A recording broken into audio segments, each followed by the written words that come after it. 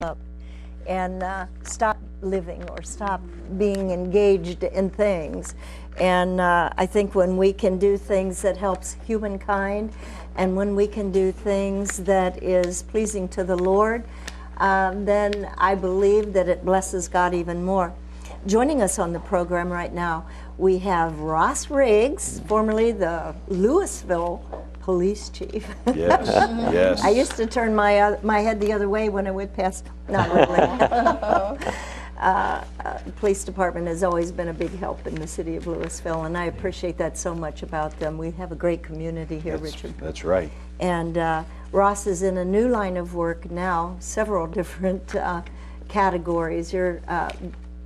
Ross is connected with a worldwide missionary evangelism type of ministry. That's correct, yeah. And also you're connected with the Delta Society? Yeah, it's that's part of the group that helps to license and certify the dogs and helps insure them. And yeah, working with volunteering with Mercy Medical Center to do the Pet Patrol program there.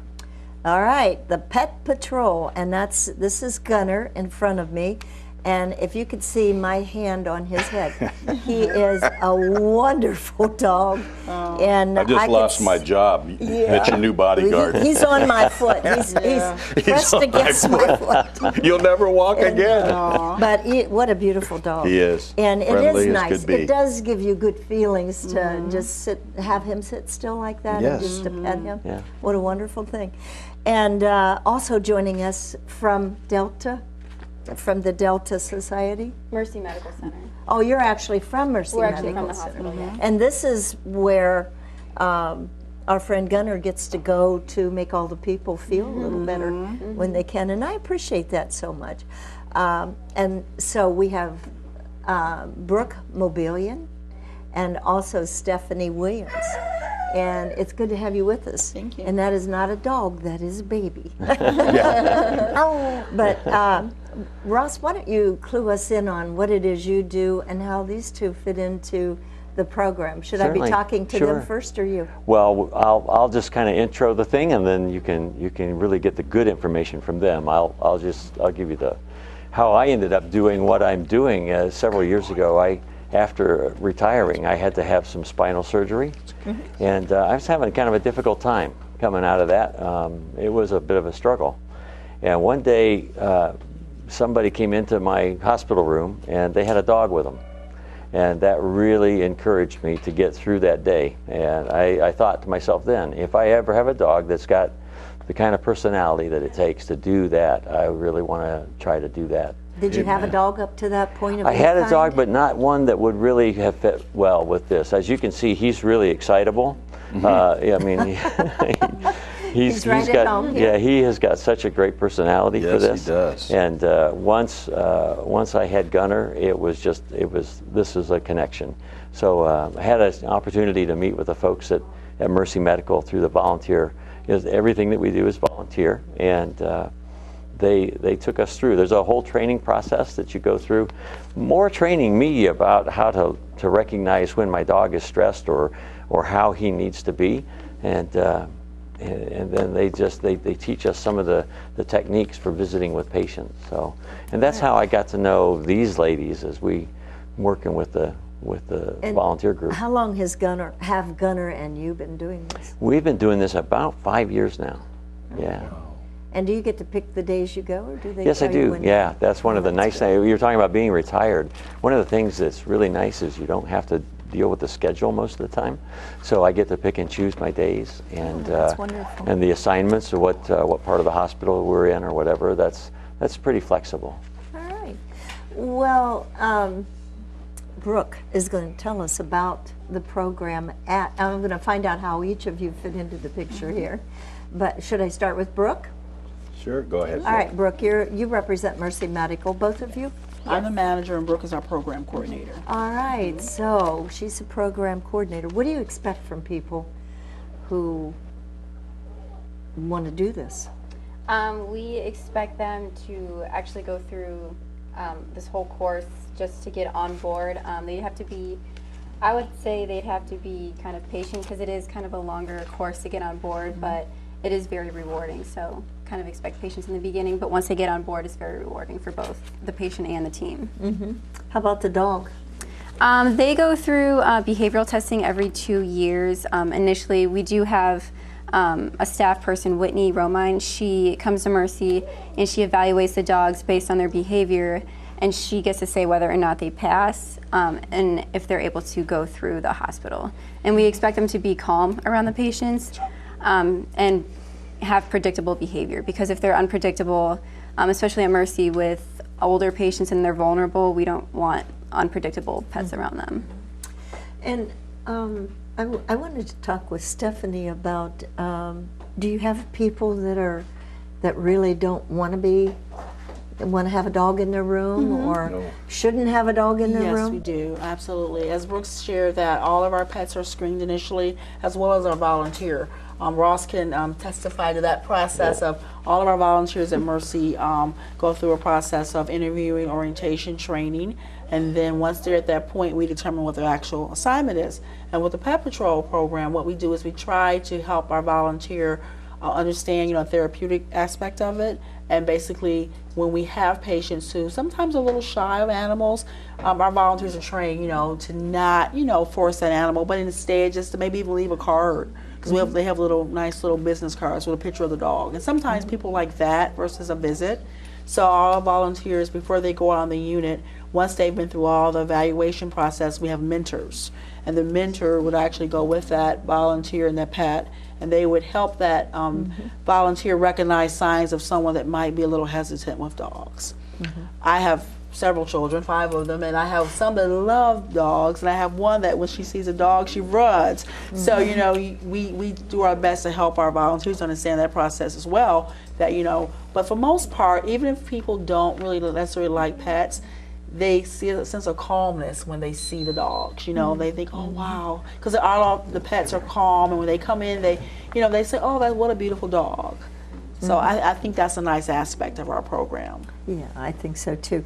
Well, who do you determine initially that should maybe have a visit or see, without asking the patient in advance, or do you ask? They do ask. The volunteers are assigned a floor, and they go up to the nurse's station and say, I'm here with my dog, is there anyone who I shouldn't visit? And then they'll let you know, but then the volunteers go to every door and they knock on the door and they say, would you like a visit with Gunner? Like, we're a volunteer pet team, would you like a visit? And from there, if the patient allows them to come in, they can go in. If they say no, the volunteer doesn't press it. Okay. And how about children? How do they respond? Do you have a program for them with the dogs? Mercy doesn't have a huge population of children. Most of our children are sent to Children's Hospital because of the acute type of care they need. But when the children do see the pets, they are excited. You'll see them in the lobbies, you'll see them in the emergency room area, sometimes waiting room areas, waiting for their families, and they see the pets and they're excited. And I love our pets that they've been trained so well where they don't cause the children to, do anything that would be overreactive. They're calm, and then you see the kids calm down a little bit, and then you see them enjoy the pet visit. They don't pull the tail or, do those things. Well, what would you recommend for someone who would be interested in having, and tell me something I should be asking that perhaps I'm not, but if I decided that I wanted to do this, number one, I'd have to find a pet. Yes. Mostly a dog, right? Yes. They're the only I animals. couldn't take my rabbit in. No. No. I might end up with 50 of them. Now, Pet Partners, That's a Delta wild rabbit in Society. your backyard. Delta Society / Pet Partners, they do certify other animals, but Mercy, we're only able to accommodate the dogs at this time in our program. Okay. So the other animals are certified. I know Children's Hospital has a pony or, wow. so other hospitals can have other pets as well. Our doorbell ringing gets him excited. Either somebody coming He's in. hearing a He whistle. says there's a new visit. Right. But, okay, so now I have a dog like Gunner, and I'd like to take it into the hospital. Do you use large dogs only, or do you use small ones It can too? be any dog. They do have to be at least a year old, though, to be able to come into the program. But they do have to complete a training course online if they go to petpartners.org. Then they also have to be screened by a veterinarian, and then they go through the behavior testing, and then training with us, and then orientation. So it is kind of a longer process, but I think it's well worth it. How are you funded for this program? It's Well, you know, with Mercy, at Mercy, all as even Ross said, they're all volunteers. volunteers. So actually, if the for the Pet Partners, the Pet Partners does have registration fees. The volunteer would pay that fee, and the volunteer also can go with, once they're certified through Delta/Pet Partners, they can go to like nursing homes. They can go to other facilities. A lot of our volunteers, we share them with other hospitals. They go to, you know, a lot of nursing homes. So they're actually funded. They actually pay for the cost. The cost isn't huge, but it is a cost with the registration with Pet Partners. And of course, the dogs would have to have all their shots Yes. regularly and their boosters and all that good stuff. What would you like for us to know about this program? And I think it brings a sense of calming to the patients, and it does help with the healing process, not clinically, but on a different level. And it really does help with patient satisfaction, I would say. Yes, I agree. and in the process, it speeds up the healing process. Yes. A lot of our patients sometimes are away from their own pets, and so, you know, when they can't bring their own pets in the hospital due to hospital regulations, but when they're able to see a dog like Gunner or another pet, I think it does help them feel a little bit of sense of home. You know, being in the hospital, you're away from your family and friends, and so it is, as That's very Brooke true. said, There have been times, as she mentioned, we go to the nurse's station before we visit, and a lot of times the nurses will tell us, you know, so the patient in this particular room loves dogs and is missing their dog really much, and it would be great if you could visit. And then there are other times that they'll say, you know, this gentleman's just having a tough time. He's been here a long time. He really needs to just calm down a little bit. And we'll go in there, and it is just incredible to watch how just a couple of pets on the top of the head, and suddenly they feel better. They're starting to relax a little bit. And then I'll have folks tell me stories about a lot of times, stories about their dogs. Right. I'll hear about the pets they've had, you know, it could be a senior person who's maybe in her 80s, and she's telling me about the dog she had when she was a little girl, and it's just a great opportunity to watch them. We had one particular time I came in, there was a gentleman who was really struggling with a lot of physical issues, and went in to visit him and found out that he had been a canine police officer in his earlier life. Oh, wow. And it was like, this made it for him. Between me being a retired cop and having a dog, it just really, and I'm the one that receives the blessing out of that. I was just going to It's ask, just such a how blessing. gratifying is that to you? It is so gratifying, because Is there a circumstance other than the one you just mentioned where maybe somebody, you know, was in their last stages of life and you were able to? Absolutely. We have seen that where we had one in particular where just all they wanted to do was just hold. You know, they just put a hand on, and she could, it was darling, because she had her hand kind of here on him, and my hand was nearby, kind of holding on to him to make sure. Well, as she was just kind of stroking, and she couldn't see very well, Gunner laid down, but my hand was still there. And she kept stroking my hand, and she just talked and just petted my hand the whole time, and I wasn't ever going to leave that, you know. Just it was a very tender time. Oh, well, that's wonderful. There's just something in life that, you know, I never thought I would like a dog. We raised miniature schnauzers back years and years ago, but I've got a little Yorkie now. Had her for about 2 years. And I look forward to seeing her when I go home, and she looks forward to seeing me. Because when Brenda says, Daddy's home, she just starts jumping. And if I sit down anytime, she's always sitting right beside me. Yeah. And so you're used to just stroking her and loving her, and she'll look back and make sure you're there. So there's something very soothing about this, and I even feel it now. It's just something that, that happens as you just pet Gunner, that it's just something that God put on this earth to be used just like this, to see an animal that can say, you know what, buddy, I like you. Yeah. You just feel that there's a kinship there. And so people that are in the hospital for a long time, I can understand how they can say, I need a friend. Would you be my friend? And Gunner can really seem to sense, and I think a lot of the dogs can sense when someone doesn't feel good. But you know, one of the groups that gets, I think, a great deal out of the dog visits, and that's the nurses. Oh, really? Wow, you get to a nurse's station, too, huh? and they are on Absolutely. top of that dog, just hugging him and holding him. They have a tough tough job. Exactly. And they've got great big hearts. They wouldn't have the job they have if they didn't have a big heart. And they have some really tough shifts. And when they see the dog, boy, there's a lot of love going on There is there. comfort in, I have a cat who is not people friendly at all. And we had our go-rounds in the beginning. But when I go home at night, he's lying by the door waiting for me to come in. Yep, they do. At night, Yes. he lies outside the door. He lays just Guard cat. right outside my bedroom door, or he's halfway down the stairs. But he doesn't really leave the area where I am too much when I'm home.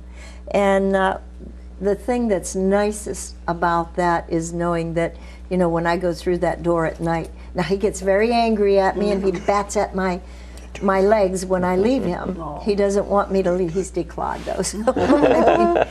So, it is a good feeling in that little little animal. Yeah. And he's been so hostile in the past Yeah. towards me, but he's friendly now, and he's just a comfort to me. So I see how that can be a comfort to people. Is there anything else that we should know about people? Maybe someone that would like to come to take part in your program? Well, Can one of you the always thi- use people? Yes, we can. One of the things I was going to share, that this is one of our many programs at Mercy. One of the things I like about working at Mercy, is I've been there for 8 years now, is that our mission statement, as a Catholic organization, our mission is to continue Christ's healing ministry. We provide quality, compassion, accessible, and affordable care. And this is one of the many programs that we do, because it's, in a sense, as you say, continuing of Christ, of the compassion and the caring. And I think that when we have volunteers come on board, we see their heart. And it's more than just a volunteer assignment. It's they're almost like they're calling their ministry, Right. and it's nice to see that. So I think this is one of the excellent programs that we have here. We always need volunteers. Brooke can share with you our process, but she's always recruiting, and we're always, because we want to be able to have enough teams that a patient isn't waiting for a visit. So we definitely need more volunteers. All right. Wow. Well, there's your opportunity if you have a dog with a good attitude and knows how to behave well. And I see, there are some obedience schools that I pass every now and then, and I see people out working with the dogs. Is that a necessity? It's more the demeanor of the dog. He's had just a little bit of training, but mostly it's just his own. You can see he's got a pretty calm demeanor, and so as we learn some of the skills that he needs, we have to practice those. We make sure that, especially when it comes time for that biannual testing, we got to make sure that he's up on his skills. But it's really the nature of the dog. And I would encourage too, folks that we run into a lot of folks that are in the hospital and they don't realize that there's this kind of a program. Well, if they happen to be in the hospital and they haven't seen a dog and they would love to, all they have to do is call down to the volunteer office, and they'll send the dog around when there's one there. So Well, that's pretty yeah, nice. they'll And see, I absolutely- have never known that. I was there, my husband was there, and one other thing that I think that Mercy should do is to get this channel on their closed circuit TV, because Amen. it is a Christian program that they can see, and the programming on 39.1 is very actually good family programming, and we're trying what we hear all the time from people who partner with us is that, well, hey, I can't get this channel when I'm in the hospital, or they can't get them in various different nursing homes, and we just need to open up a door there so that they can get this program as well as some good programming, good family type programming. And every time my husband or I go to Mercy and we fill out one of the questionnaires, that's one of the things we write on there. So Well, I will pass that information on to our Pass public that relations department. I will pass that information Thank you. on. They Yes. were aware that we were coming today. They were excited that we were going to be here, so we will definitely pass that on. And we are on live stream, so you can go back and see the program again if you would like to. But I want to thank you each one for coming, Ross and Brooke My and pleasure. Stephanie. Oh, thank you. I pray that God blesses you real good today, and that He continues to bless our community, and both hospitals, major hospitals here, are into this program. Yes, Is that right? absolutely. So you can look forward to it, and if you ever find yourself confined and you would just like to have the soothing effects of having a four-legged visitor, just let them know through their volunteer services, and you'll get a visit, I'm sure. So thank you each one for being with us today. We appreciate it. Hey, we're going to go to music with Just Betty, I believe, and she's going to bless us again with music, and then we'll come back and talk to Ross about some things that are going on in his ministry. There you go.